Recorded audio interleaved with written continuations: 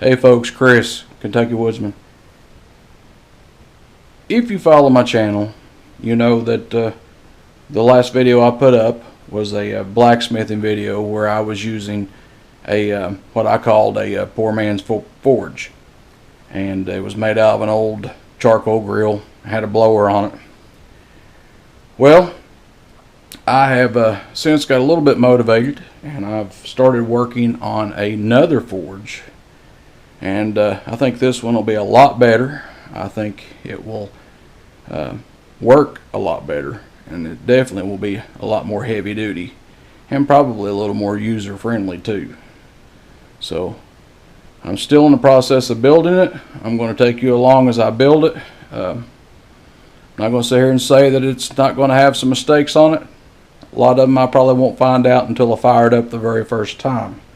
So let's take a look at what I've got, and you can follow me through the rest of the building process.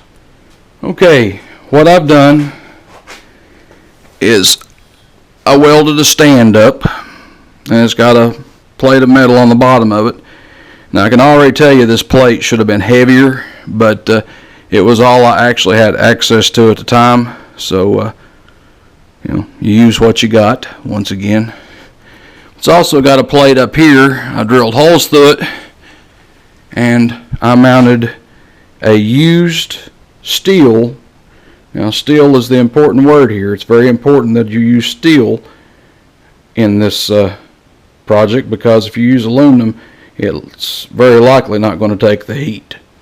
So use a steel wheel, and what I'm going to do, you see all these holes through here, I will take I'm going to make a refractory cement out of some mortar that I have that's that will stand up to, I think it was 2600 degrees, and I'm going to mix some plaster of Paris in with that, and I'll cover these holes up with aluminum foil, and then I'll put the refractory cement in on top of that. Now you may say, how are you going to get the air into it? How are you going to get a blower into it?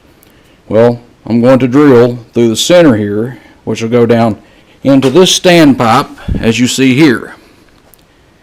And I will actually cut a hole, and I'm going to use a 12 volt air pump like you buy at any of the big box stores to blow up a air mattress or something like that. I believe it'll have plenty enough air to charge this forge real well. But like I said, I'll cut a hole in it, and then I'll run a tube up to that. It'll come through here, and your refractory cement will be through here, and I'm going to have a stainless steel screen that will go over top of that and kind of somewhat protect this area from getting too much ashes and all that drop down into it. It'll still get some, but it shouldn't get any of the big clunks or anything like that. So that's where we stand.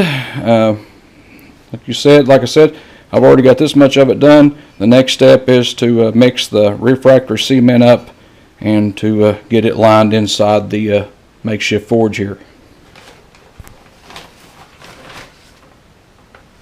Alright, I'm going to take some, this is actually some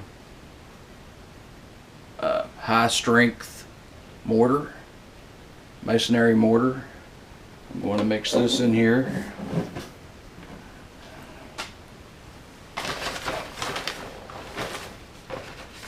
I'll do 2 cups of that. Now I'm not going to kid you. I don't have a clue if this is going to work or not. I'm basically doing my best to make a refractor to line this with as close to what I've seen other people doing as I can get. I do not have any perlite to go into this. I wish I did, but I don't. And the thing about it is this probably will not be in direct contact, well, it won't be, with the heat. It'll be close, but it won't be in direct contact. So, like I said, I'm just going by my gut feeling as to what I need to do.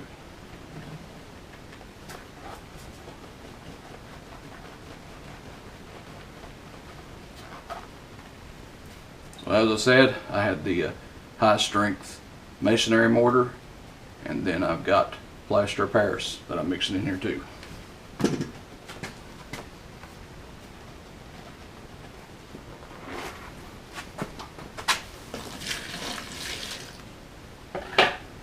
Hopefully that's not too much water. So I don't know if you can see the consistency of it. It's not really soupy, but it's not really thick and tacky either. It's kind of cake batter consistency. So, alright. Instead of using aluminum foil, I decided to use wax paper. It was just going to work better in this situation, I think. So now I've got my refractory, for lack of a better word, poured in here. My holes are plugged up. Now I'm not going to lose air or my embers in those big holes down there. I'll let this set up, and then I'll have a stainless steel screen that will go on top of this, and that will cover up, like I said, a hole that'll be here that I can actually attach my air blower to, that will shoot air up through here, through the coals, and get everything heating real nice and hot like we want. Alright, the next step is to start drilling out the center hole. I've got a pilot hole started, and I'll just start increasing the size until I get it as big as I want it to be.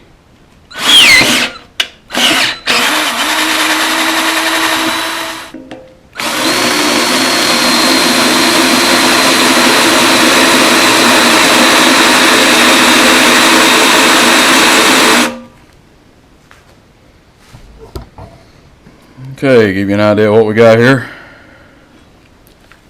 By the way, a torch would be easier to do this, but I don't have a torch right now, so I'm going to use what I got.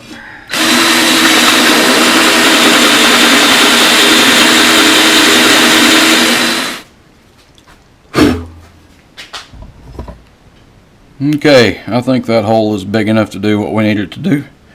Now I've got to get the one on the side of the pipe, and hopefully we'll be ready to plumb the air pump in. This is what we're going to be using to provide our air source. It runs off 12 volts. And I can use, actually can plug it into a vehicle if I need to, or I can actually plug it into a power supply such as a battery charger or something like that too, very easily. This is going to be our air source. You'd be surprised how much air that puts off.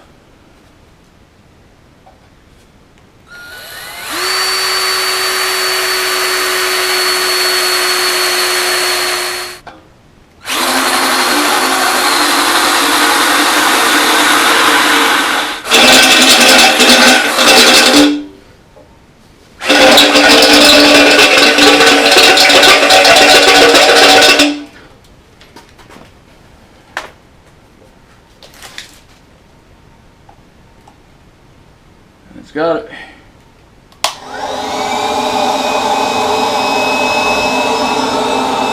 You already see the debris that it blew out. Got plenty of air. I'll show you like this.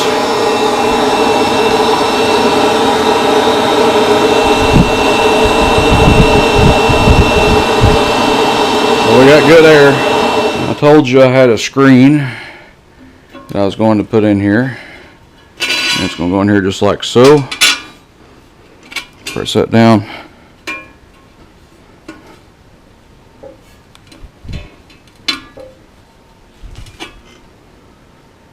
And that's got it. And like I said, the screen is not in true contact with the refractory brick or refractory cement down there, so it's not touching it. But yet you should still have good airflow. And you do. If you was to get hungry while you're blacksmithing, decide you want something to eat, I've got a stainless steel grid to go on top of the forge that I can fix burgers or hot dogs or steaks or anything on. Like so. I say let's fire this thing up and see how it works. Well, we're going to find out is to do it, so let's do it. There is no doubt whatsoever that it is hot. That is hot, hot, hot. This is doing a great job. It's doing better than I even dreamed that it would do. I'm very pleased.